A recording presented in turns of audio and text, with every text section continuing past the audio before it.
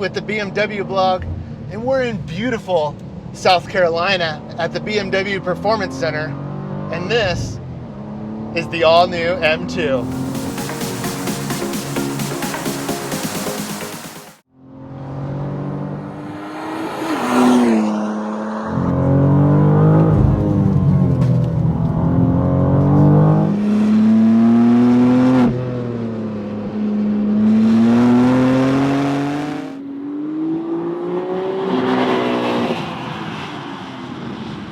But we're not here just to test the M2, because with all of its components coming from the M3 and M4 just about, well, we gotta have an M3 competition with us as well. And of course we do. You gotta also compare it to its predecessor, right? So we got an M2 CS. That's right.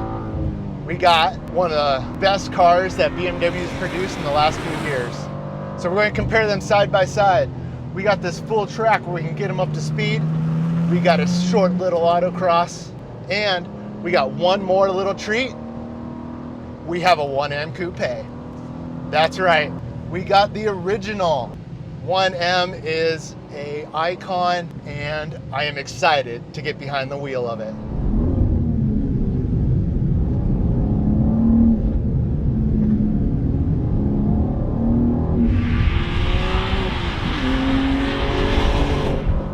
This car is so planted at speed, it just makes it so easy to go fast.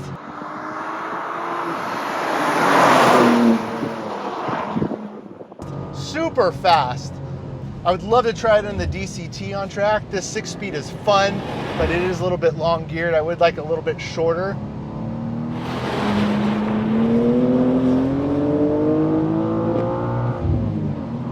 It has wider front tires and a wider track, which just gives it so much great front end feel. In the previous generation, you would get a little bit of understeer, and then if you got a little heavy on the throttle, you would get the oversteer just a little bit. This just planted. But it will kick out with a little bit of effort.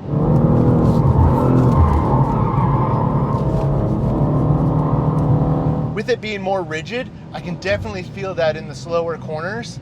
It doesn't roll as much, and at speed, I think that's where we see its composure from the sweepers. Because there's less body roll, it just grips and goes.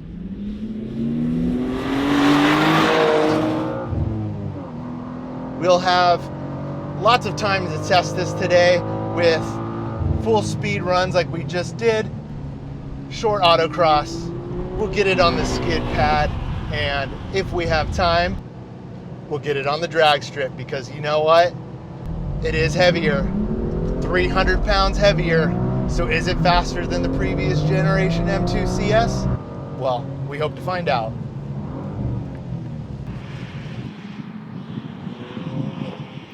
Now that we got it up to speed, we got some first insights into what this thing can do.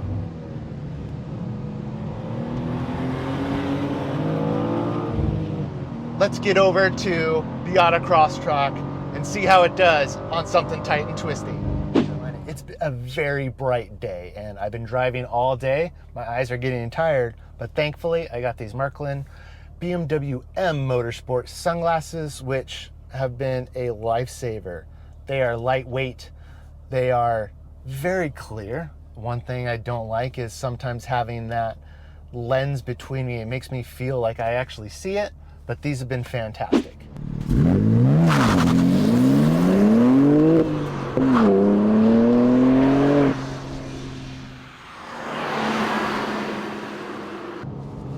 So a lot of people are calling this a mini M4.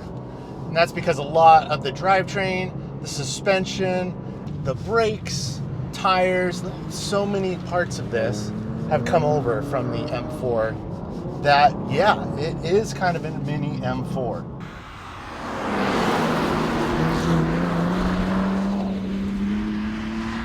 It has the same track width as the M4, but is 4 inches shorter. So it's a little bit more nimble, It's very easy to transition from left to right and stays very planted. And with all of that front tire, like I was mentioning in the last autocross, it is a dart. Literally, I just point and shoot. It is very fast, and I just nailed the cone. Haha, 2-second penalty.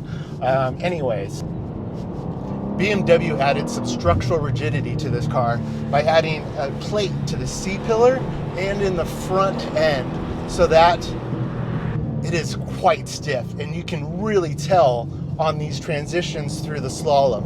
When it shifts from left to right, there is no sway from this car. So good.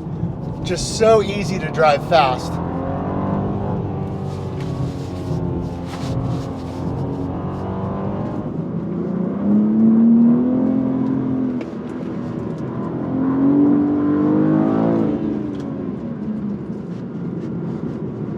So predictable. I spent a lot of time in M3 and M4 comps, and this feels a lot like it on track.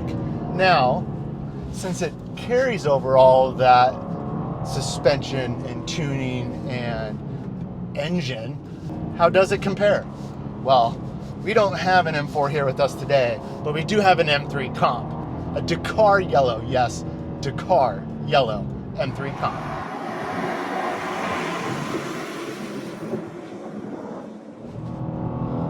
Let's go ahead and hop into that car and see how it compares.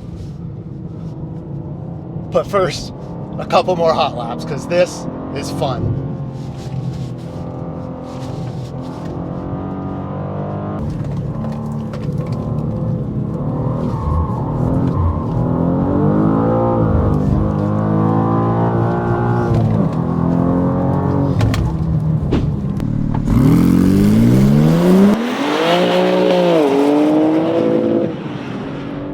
M3 comp in rear-wheel drive. Now this is a beast of a car.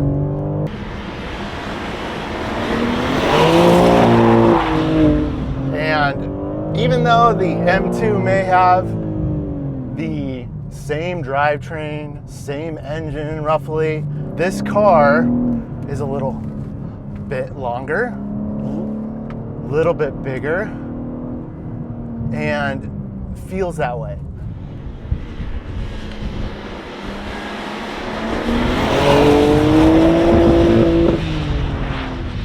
Turn in not as good. The shorter length of the M2 is definitely noticeable, but this car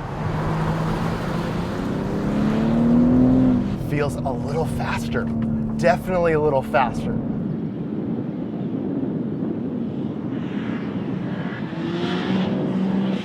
The M2 was a little bit more flatter, a little bit more precise and stable through the slalom, and this one just a little bit more give to it. I can kind of feel, just give it that little bit of understeer, knowing that front end's going to give up just a bit more, and prepare for that.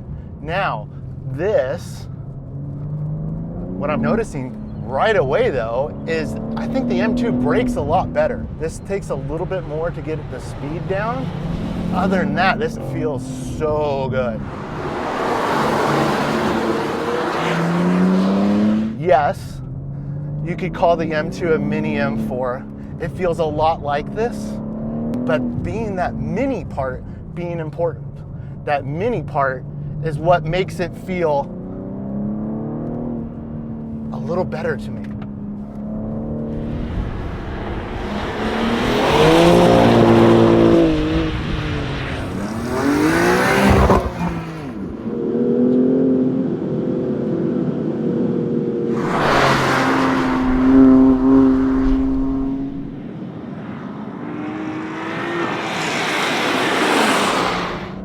And since the new M2 starting point was the M2 comp, we feel like the M2 CS was kind of the benchmark for the new M2.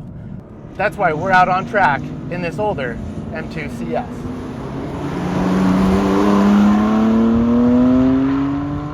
Now this M2 has the S55 engine, which is a little bit less powerful than the new S58, but this car has 300 pounds less weight. That's a lot. Thus, this car feels a little bit lighter, a little bit more tossable, and a little bit more lively. The rear end likes to step out a little bit more. This has the more traditional M2 feel where the front end is just, it's not quite there like the new one. The new one is so precise on its turn-in.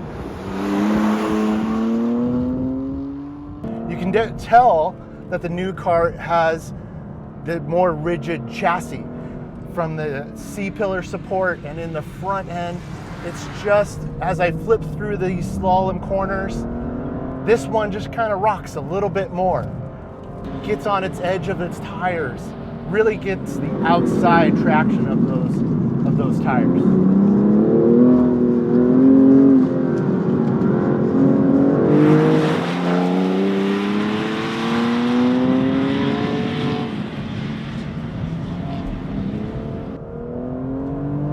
This car is so good, so tossable. It really wants to just do whatever you want. You can use the lighter body weight to kind of get it rolling. Yes, this is good. This is a good car.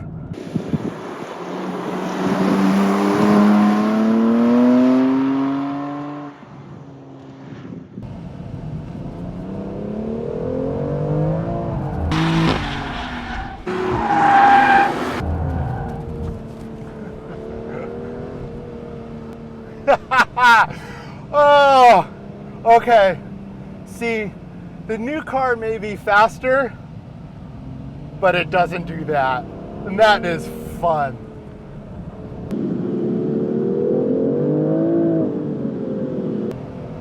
It is definitely more lively in the rear end.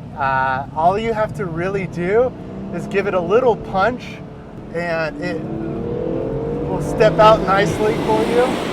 That is a lot of fun.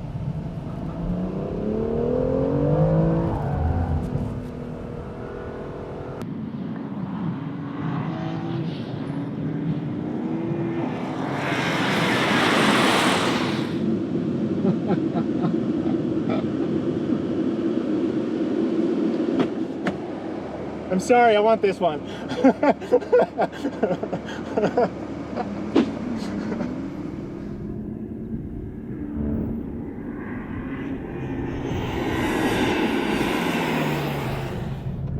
And we have the 1M Coupe.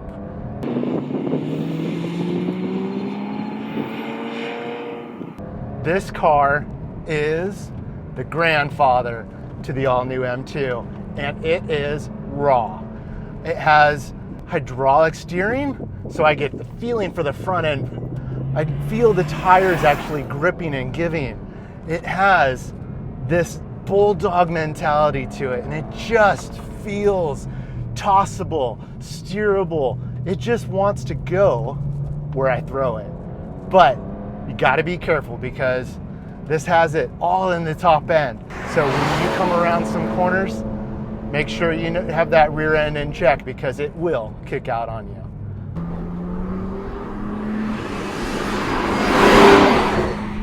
Tossing it through the slalom is just a different world compared to those new M2s. Those, very precise, tight, I just boom, boom, boom, I get those corners. This, I got a little finesse it a little bit more. I gotta be a little bit more precise in my inputs before I enter those slalom. Unfortunately, this is a BMW USA Classic car, so I'm just gonna take a little bit easier and enjoy the drive. This car is awesome. The wheel arches, just call back to that E30 M3. This is an icon, just as the E30 M3 was an icon. This car is going to be on museum floors someday, and rightly so. It is great.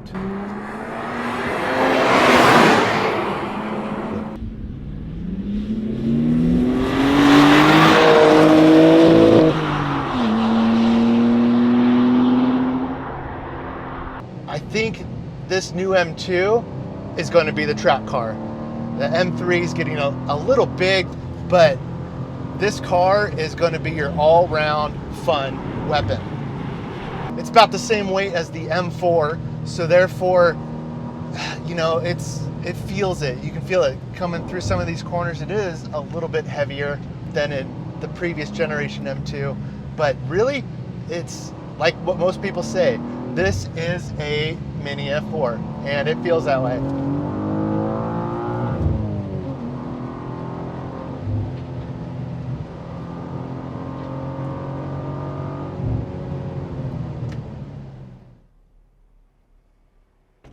With every generation of BMW M car, everyone wants to know how it stacks up to the previous.